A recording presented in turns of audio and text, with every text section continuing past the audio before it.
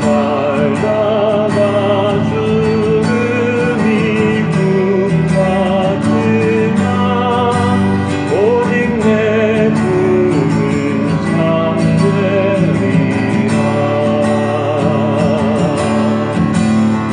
나의 놀라운 꿈 정령감이 끼는 깜짝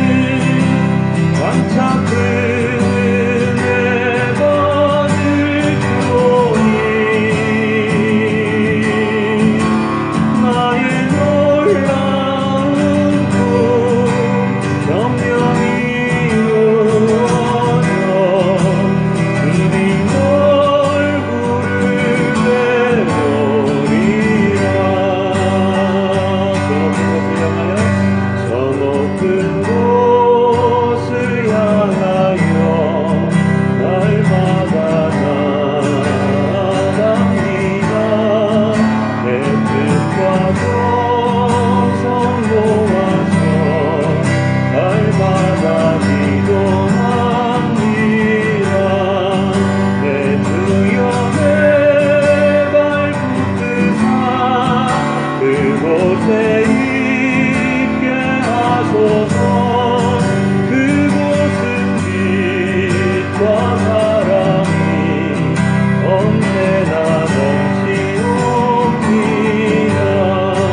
괴로움과 죄가 있는 곳 나 비록 여기 살아도 빛나도 높은 저곳을 날마다 바라봅니다. 내 주님의 발붙드사 그곳에 있게 하소서. 그곳은 빛과 사랑이 언제나 넘치옵니다. 의심의 안개 거치고 근심의 구름 없는 곳 기쁘고 참된 평화가 거기만 있사옵니다. 내 주여 내 발붙드사 그곳에 있게 하소서. 그곳은 빛과 사랑이 언제나 넘치옵니다. 험하고 높은 이 위를 쌓으며 나갑니다. 다시금 기도하오니 내 주여 인도하소서. 내 주여 내 맘 붙드사 그곳에 있게 하소서. 그곳은 빛과 사랑이 언제나 넘치옵니다. 내 주를 따라 올라가 저 높은 곳에 웃으서 영원한 용남 누리며 즐거운 노래 부르세요. 내 주여 내 맘 붙드사 그곳에 있게 하소서. 그곳은 빛과 사랑이 언제나 넘치오. 내 주여 내 맘 붙드사 내 주여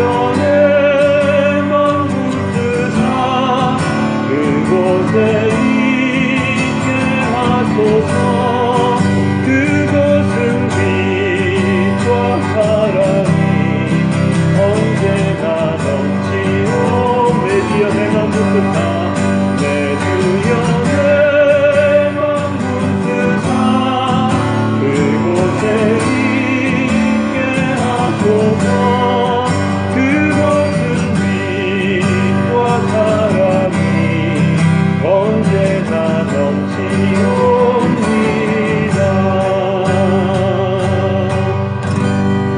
아멘. 우리 함께 예수를 나의 구주님과 함께 찬양하도록 하겠습니다. 시작하겠습니다.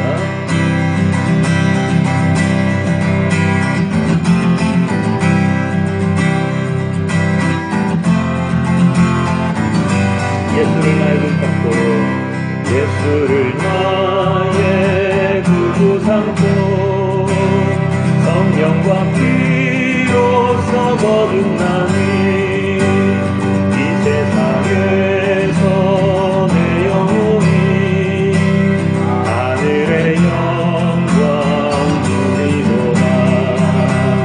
이것이 나의 간증이요 이것이 나의 찬송일세. 나 사는 동안 끊임없이 구주를 찬송하리로다. 온전히 주께 맡긴 내 영 사랑의 음성을 듣는 중에 천사들 왕래하는 것과 하늘의 영광 보이로다. 이것이 나의 간증이요 이것이 나의 찬송일세. 나 사는 동안 끊임없이 구주를 찬송하리로다.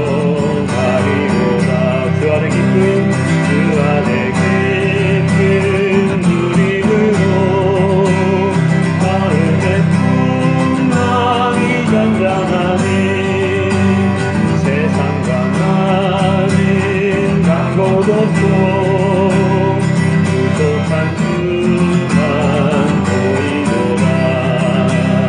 이것이 나의 간증이요 이것이 나의 찬송일세.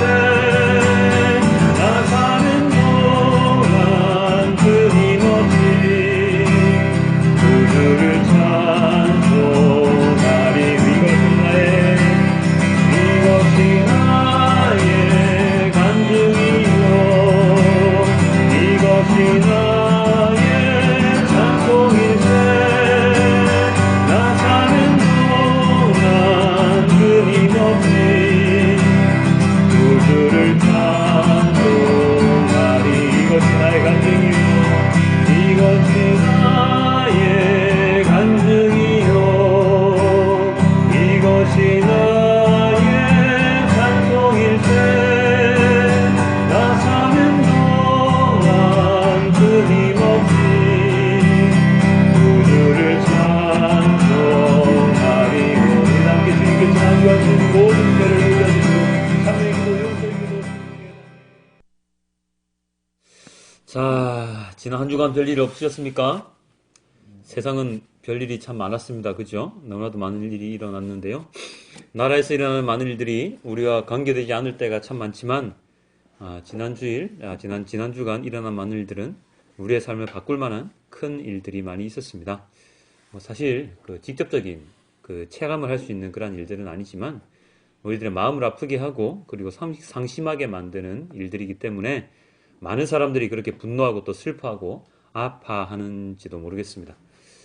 어찌 보면 남의 나라 일 같기도 하고요. 그리고 어찌 보면 영화에서나 일어날 것 같은 일들이 우리나라에서 그리고 내가 살아가는 이 시간에 일어나고 있다는 것이 믿어지지 않을 정도입니다.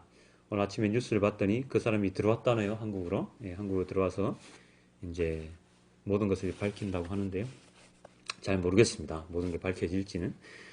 자, 모든 사람들이 정도의 차이는 있겠지만 자신을 속이고 그리고 남을 속이고 그러면서도 정의를 외치고 공의를 외치며 살아가고 있기 때문에 지난 주간 일어났던 모든 일들에 대해서 누가 누구를 탓하리요 하고 한탄할 수도 있겠습니다만은 그럼에도 불구하고 우리는 우리의 잘못을 잘 보지 못하는 죄인이기 때문에 어제도 오늘도 그리고 내일도 그 진실이 밝혀질 그 순간까지 분노하고 욕하고 살아가고 있는지도 모르겠습니다.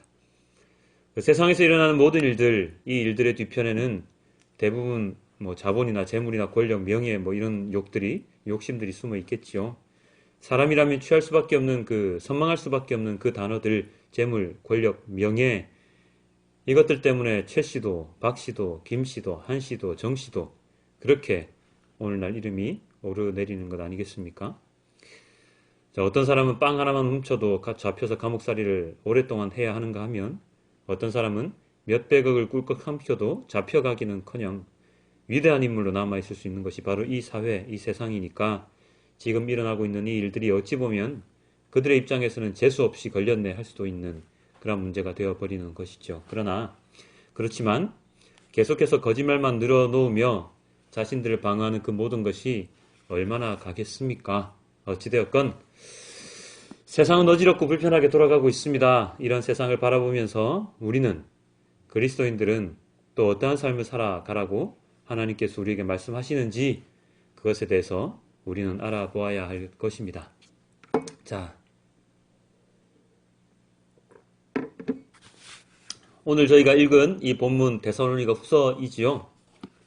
그리고 나머지 본문들은 하박국이고 누가복음 본문인데요. 이들 중에서 데살로니가 후서의 본문에 대한 해설에 대해서 잠시 이야기를 드릴까 하는데요. 메시지 성경, 유진 피터스 목사님께서 번역하신 메시지 성경에 나와 있는 데살로니가 본문의 해설의 처음은 이렇게 시작을 합니다. 한번 들어보십시오. 우리가 미래를 어떤 식으로 그리느냐에 따라 현재의 모습이 달라지고 그날 이루어지는 행위의 윤곽과 사고의 품격이 결정된다. 미래관이 분명하지 않은 사람은 부패하게 살게 마련이다. 수많은 정서적, 정신적 질환과 대부분의 자살이 미래가 없다고 느끼는 사람들에게서 일어난다. 아주 정확한 목사님의 그 말씀이죠. 우리의 현재는 미래를 어떻게 그리느냐에 따라서 달라지게 되어 있습니다. 아주 가깝게 내가 점심에 무엇을 먹을 것이냐에 따라서 그 음식을 준비할 수도 있고 아니면 외식을 위해서 밖으로 나갈 준비를 할 수도 있고요. 아니면 전단지를 살피면서 무엇을 시킬까 고민하는 그러한 나의 모습을 볼 수가 있는 것이지요. 그리고 좀 더 먼 미래를 생각한다면 내가 한 달 뒤에 무엇을 할까 계획을 세우며 즐거운 나를 상상할 수도 있는 것이고 내 꿈을 이루기 위해서 지금 또 다른 무엇인가를 준비하는 학생의 모습을 그려볼 수도 있습니다. 이런 긍정적인 생각들로 삶을 살아가게 되면 무엇인가 활기차고 신나는 지금 이 시간을 보낼 수가 있고요.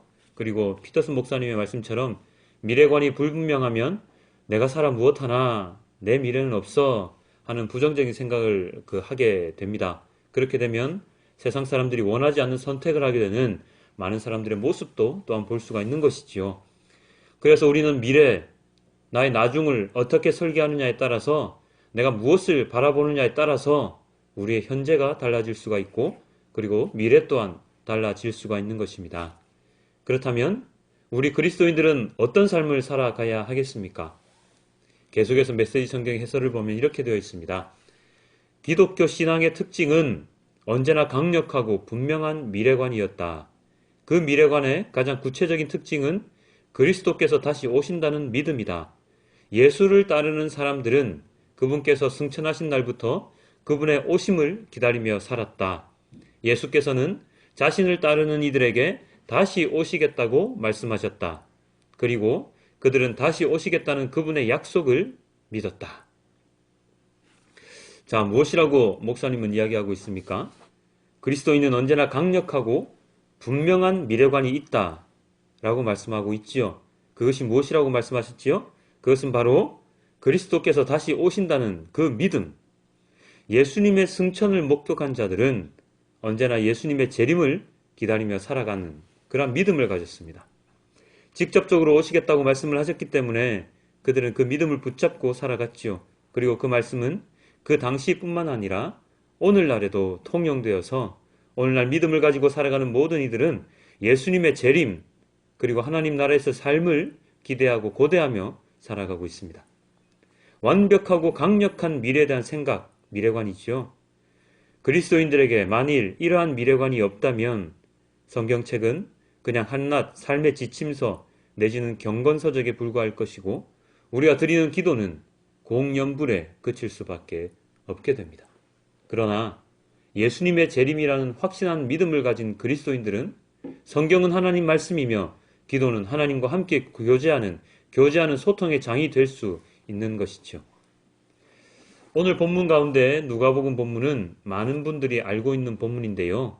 바로 삭개오가 예수님을 만나는 그러한 장면입니다.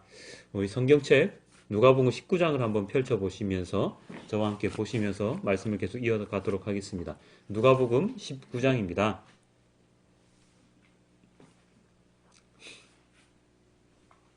펼치셨나요? 누가복음 19장 복음서 누가복음 19장을 보시고 1절, 2절 함께 보겠습니다. 예수께서 여리고에 들어가 지나가고 계셨다. 삭개오라고 하는 사람이 거기에 있었다. 그는 세관장이고 부자였다. 예수님께서 지역을 다니시면서 사역을 하고 계시지요. 이리저리 많은 지역을 돌아다니시다가 오늘 여리고라는 곳으로 들어가시게 됩니다. 그 여리고라는 지역에 삭개오라고 하는 사람이 살고 있었는데요. 그는 어떤 사람으로 되어 있습니까? 바로 세관장이고 그리고 부자였다고 되어 있습니다. 이 시대의 세관장은 세금을 걷는 사람들의 우두머리, 세리의 우두머리이지요. 이들은 유대인들에게 그다지 좋은 평판을 받고 살지는 못하였습니다. 심지어 이들은 유대인들로부터 상대하지 못할 사람들로 인식이 되어 있었지요. 이 세리들, 세관들은 그 지역, 유대 땅에 들어오는 물품에 대해서 세금을 걷는 자들이었는데요. 그들은 로마라고 하는 나라에 등을 지고 유대인들에게 로마라는 나라를 등에 업고 유대인들에게 과다한 세금을 부과함으로써 유대인들을 힘들게 하고 자신들은 부정한 이익을 취득하는 자들로 인식이 되어 있었기 때문입니다. 그것을 뒷받침하는 말이 바로 그 뒤에 나오는 부자라는 단어인데요. 로마의 핍박을 받던 유대인들은 가난할 수밖에 없었습니다. 그런데 그런 유대인들과 달리 삭개오는 부자라고 되어 있죠. 상대적으로 비추어 볼 때 그가 부자였다는 말은 부당한 이익을 많이 취하였음을, 그리고 로마, 자신들을 지배하던 그들에게, 로마 사람들에게 얼마나 많이 잘 보였을까 하는 것을 알 수 있는 대목인데요. 그래서 우리나라로 비추어 본다면 우리나라 일제강점기 때 부자라고 하면 대체로 친일파들이었다고 생각을 하게 되지 않습니까? 바로 그와 비슷한 뉘앙스로서 세관장들이 유대인들에게 비춰지고 있었을 것입니다. 이 삭개오, 인정받지 못하고 배척당하는 그 삭개오인데요. 사람들이 생각하는 그 삭개오는 예수님의 소식을 예전부터 들어오고 있었을 것입니다. 그리고 그는 다른 사람들과는 독특하게 예수님을 만나고 싶은 열망을 마음에 품고 살아왔습니다. 그래서 어떻게 할 수 있나요? 바로 방금 읽었던 19장의 3절을 보면 이렇게 나와 있거든요.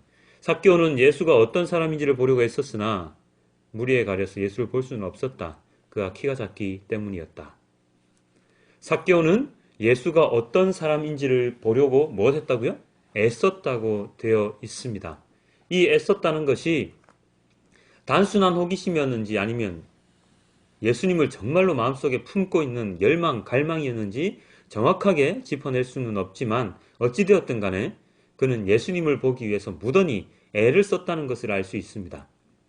그러나 그는 키가 작은 관계로 무리에 둘러싸인 예수님을 볼 수가 없었습니다. 그래서 그가 선택한 것은 무엇이었습니까? 바로 뽕나무에 올라가는 것이었지요. 그래서 그는 뽕나무에 올라갔습니다. 그리고 예수님을 바라보게 되었지요. 그 후에 그는 어떻게 되었습니까? 그 밑에 5절에 보면 이렇게 나와 있습니다. 예수께서 그곳에 이르러서 쳐다보시고 그에게 말씀하셨다. 삭개오야, 어서 내려오너라. 오늘은 내가 내 집에 묵어야 하겠다. 뽕나무에 올라간 그는 예수님의 눈에 띄었지요. 그래서 예수님께서 친히 그에게 말씀하셨습니다. 내려오라고. 내가 오늘 너희 집에 묵을 것이라고 말입니다. 이런 예수님의 말씀에 무리들은 어떤 반응을 보였습니까? 7절입니다. 그런데 사람들이 이것을 보고서 모두 수군거리며 말하였다. 그가 죄인의 집에 묵으려고 들어갔다. 여기서 삭개오의 신분에 대한 유대인들의 인식이 분명하게 드러나지요. 죄인의 집, 죄인, 삭개오를 죄인으로 분명하게 인식하고 있습니다. 죄인의 집에 들어가려 하시는 예수님에 대하여 그들은 수군거립니다. 아, 왜 저러시지? 왜 저러시지? 우리가 아는 예수님 맞아? 당시 사람들의 상식으로는 알 수 없는 일이 그 지역 그 시간에 일어나고 있었던 것입니다. 여러분은 과연 이 예수님의 행동을 이해할 수 있었을까요? 우리들이야 성경을 다 보고 해서 이 모든 것을 이해할 수 있을지 모르겠지만 그 당시에 우리가 그 당시에 함께 있었다면 우리들도 그들과 동일한 반응을 보이고 있었을 것입니다. 아, 예수님이 왜 저 죄인의 집 삭개오 집에 들어간다고 말씀을 하셨을까? 왜 삭개오 집에 들어가셨을까? 이런 질문을 하는 것은 비단 누가복음 삭개오 본문의 유대인들 뿐만은 아니었습니다. 오늘 우리의 본문 중 하박국 본문을 보면 하박국 선지자가 이런 질문을 하는데요. 이번에는 하박국 1장을 한번 펼쳐보시겠습니다. 하박국 1장 2절부터 4절까지 보시겠는데요. 구약 성경입니다. 합으로 되어 있습니다. 합. 좀 찾아주십시오. 하박국 1장 2절에서 4절까지의 말씀을 함께 보겠습니다. 구약 성경 합 1장 2절에서 4절입니다. 합으로 되어 있습니다. 합. 검은색으로 되어 있는. 네, 찾으셨습니까? 네, 집사님은 찾으셨고요. 합으로 되어 있습니다. 합. 네. 1장 2절에서 4절 제가 읽겠습니다. 살려달라고 부르짖어도 듣지 않으시고 폭력이다 하고 외쳐도 구해주지 않으시니 주님 언제까지 그러실 겁니까? 어찌하여 나로 불의를 보게 하십니까? 어찌하여 악을 그대로 보기만 하십니까? 약탈과 폭력이 제 앞에서 벌어지고 다툼과 시비가 그칠 사이가 없습니다. 율법이 해이하고 공의가 아주 시행되지 못합니다. 악인이 의인을 협박하니 공의가 왜곡되고 말았습니다. 한마디로 이 하박국 선지자의 이야기를 요약하면 무엇으로 요약할 수 있겠습니까? 이렇게 저는 요약했습니다. 하나님 도대체 왜 이러십니까? 가 아닐까요? 하박국 선지자는 북이스라엘이 아수르에서 망하고 남유다마저도 바벨론에게 멸망당하기 직전의 시기에 활동하던 선지자였는데요. 남유다의 멸망 직전 사회는 혼란스러웠고 부정과 부패가 만연할 수밖에 없었습니다. 종교적으로 그리고 영적으로 타락한 상황이었고 강대국에 조공을 바치기 위해서 백성들을 약탈하고 핍박하던 권력자들의 그러한 모습을 보이던 그러한 시기였지요. 이런 부정부패한 권력층들의 모습들 그리고 그와 더불어서 함께 무너져가는 남유다 백성들의 선민사상의 약화 등의 모습을 바라보면서 하박국 선지자는 하나님께 이렇게 물을 수밖에 없었습니다. 하나님 도대체 왜 이러십니까? 율법이 해이해지고 공의가 사라지고 악인들이 의인을 협박하고 정의는 사라지고 하나님의 말씀을 없어져 가는 그런 모습을 보이는 이러한 세상, 하나님은 도대체 어디 계십니까? 하고 하박국 선지자가 외치는 것이죠. 지금 우리나라의 모습과 좀 비슷하지 않습니까? 이런 하박국 선지자의 외침은 하나님의 백성이라 생각되던 남유다 백성들의 모습 속에 홀로 갇혀있는 하박국 선지자의 당연한 외침일 수밖에 없습니다. 그리고 이런 외침을 그는 혼자서 외치지 아니하고 사람들에게 선지자로서 선포함으로써 그 시대 백성들을 돌이키려 하였습니다. 타락한 백성들의 모습 그리고 그 모습들을 돌이키는 하박국 선지자의 외침, 이 외침은 오늘날을 살아가는 우리 그리스도인들의 외침이 되어야 하는 것이죠. 하나님이 도대체 어디에 계십니까? 왜 이 나라가 이 모양이 되었습니까? 하나님, 우리는 무엇을 해야 합니까? 이러한 외침과 더불어서 하박국 선지자는 그 외침에 대한 답을 기록을 하는데요. 하박국 2장 1절을 보시면 이렇게 되어 있습니다. 내가 초소 위에 올라가서 서겠다. 망대 위에 올라가서 나의 자리를 지키겠다. 주님께서 나에게 무엇이라고 말씀하실지 기다려보겠다. 내가 호소한 것에 대하여 주님께서 어떻게 대답하실지를 기다려보겠다. 무엇이라고 했다고요? 기다려보겠다. 주님이 나에게 무엇이라 말씀하실지 기다리겠다. 이러한 하박국의 기다림에 주님은 어떤 말씀을 주십니까? 하박국 2장 3절에 이렇게 나와 있습니다. 이 묵시는 정한 때가 되어야 이루어진다. 끝이 곧 온다는 것을 말하고 있다. 이것은 공연한 말이 아니니 비록 더디더라도 그 때를 기다려라. 반드시 오고야 만다. 늦어지지 않을 것이다. 반드시 온다. 무엇이? 그 때가 온다. 어떤 때가? 바로 심판의 때, 종말의 때가 온다. 이 종말의 때는 또 다른 의미로 어떠한 때입니까? 바로 예수 그리스도의 재림의 때이지요. 바로 그때가 반드시 온다. 늦지 않고 빠르지 않게 하나님이 정하신 그 시각에 분명하게 온다고 주님께서 하박국 선지자에게 말씀하고 계십니다. 바로 여기에 오늘 우리 본문의 키포인트가 있습니다. 오늘 말씀 서두에 메시지 성경의 해설을 잠시 소개했는데요. 거기에 무엇이라고 기록되어 있었습니까? 바로 그리스도인들의 명확한 미래관에 대해서 소개가 되어 있었지요. 그 미래관은 어떤 미래관이었습니까? 바로 예수님의 재림의 그때가 반드시 온다는 그 믿음, 바로 그 미래관이었습니다. 그 미래관은 하박국 선지자가 오늘날 우리에게 전하고 있고, 그리고 삭개오가 예수님이 오심을 기다렸던 것처럼, 그리고 예수님을 만난 것처럼, 그리고 예수님이 그의 집에 들어가서 그를 구원하신 것처럼 하나님의 때에 반드시 이루어질 것이고 이루어졌습니다. 그 미래관, 반드시 이루어질 그 사건, 그것을 우리는 기대하고 기다려야 하는 것이죠. 2장 4절입니다. 마음이 한껏 부푼 교만한 자를 보아라. 그는 정직하지 못하다. 그러나 의인은 믿음으로 산다.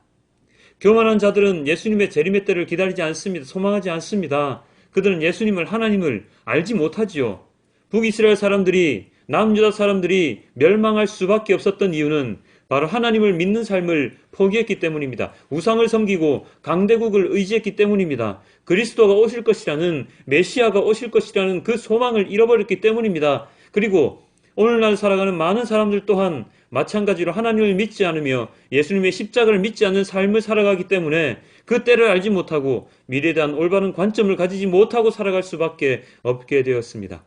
재물과 권력과 명예에 자신의 삶을 올인하고 살아가기 때문에 진정 가져야 할 그리스도인의 올바른 미래관이 무엇인지 알지 못하기 때문에 오늘날 우리나라의 모습이 이렇게 타락할 수밖에 없게 되었던 것이죠. 많게는 20%나 된다고 하는 그리스도인이 있는 우리나라가 이렇게 변질될 수밖에 없는 이유, 바로 하박국 선지자가 살았던 그 시대와 동일하기 때문입니다.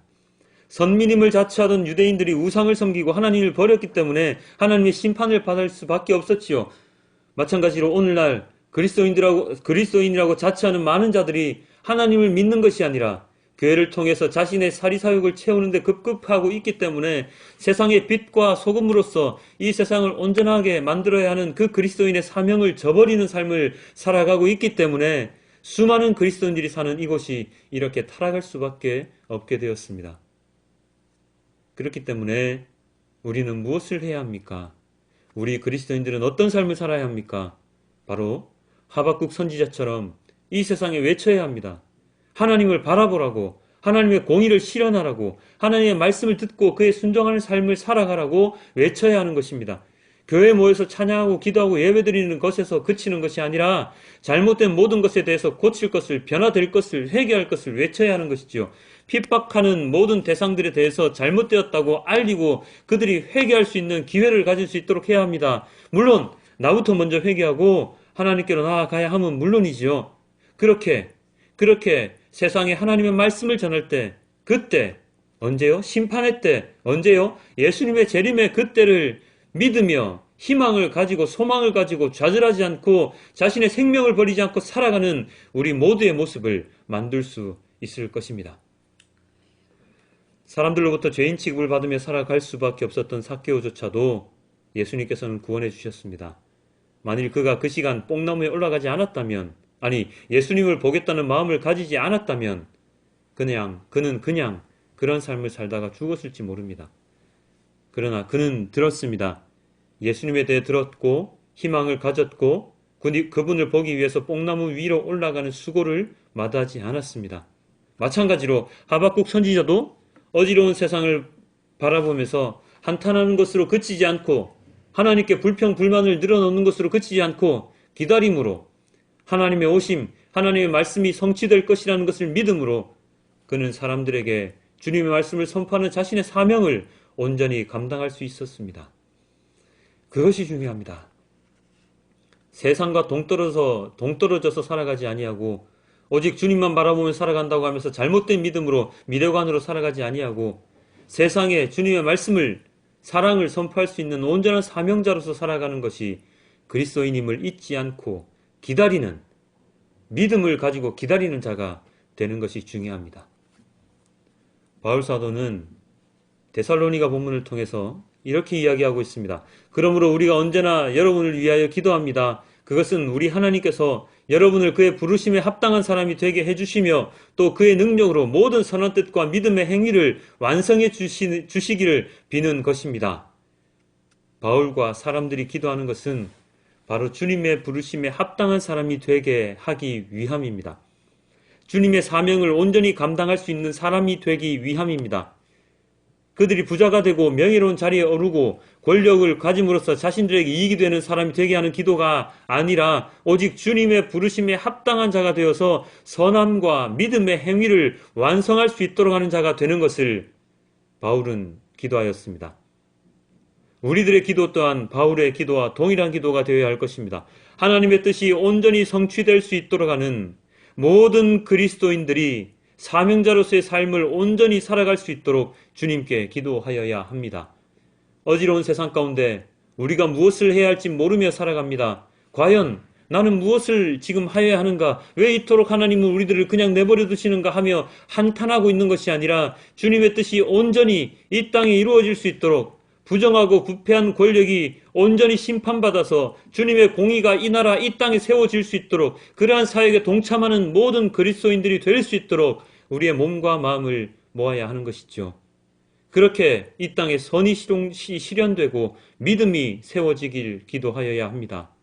데살로니가 후서 1장 12절 이렇게 되어 있습니다. 이렇게 해서 우리 하나님과 주 예수 그리스도의 은혜로 우리 주 예수의 이름이 여러분에게서 영광을 받고 여러분도 그리스도 안에서 영광을 받게 하려는 것입니다. 그렇지요. 바로 이것이 오늘 본문의 핵심입니다. 우리의 사명을 온전히 감당하고 다할 때 예수님께서 사역을 온전히 감당하시고 다 하셨을 때 우리의 구원이 실현되었듯이 우리들 그리스도인들이 온전히 말씀에 순종하고 이 세상에 전할 때 우리가 영광 받는 것이 아니라 하나님께서 영광을 받으시고 우리들 또한 그분 안에서 영광을 받는 자가 될 수 있는 것입니다.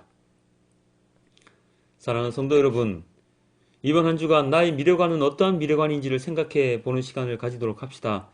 세상과 동떨어져서 나만 잘 살자는 사람인지 아니면 예수님의 재림의 그때를 소망을 하면서 이 세상의 부정과 악행들에 대해서 외침으로 그 외침을 들으신 하나님께서 대신 우리를 위해서 싸워주시는 시간이 될 수 있도록 노력하는 자인지를 생각해 보아야 할 것입니다. 이 땅의 공의가 주님의 뜻이 실현될 수 있도록 기도하고 또 찬양하는 우리 모두가 될 수 있어야 할 것입니다.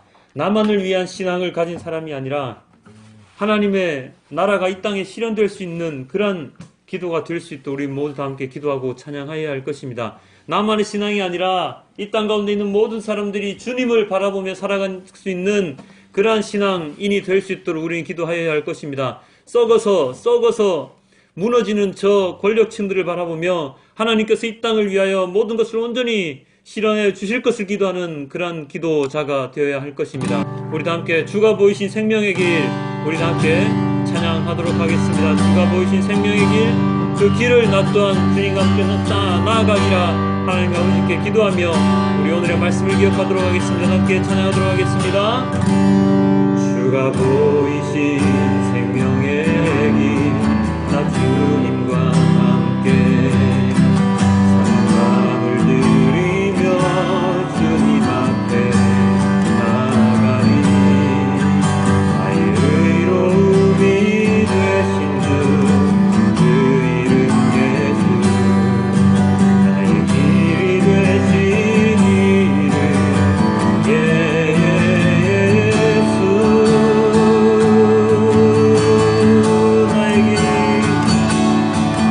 나의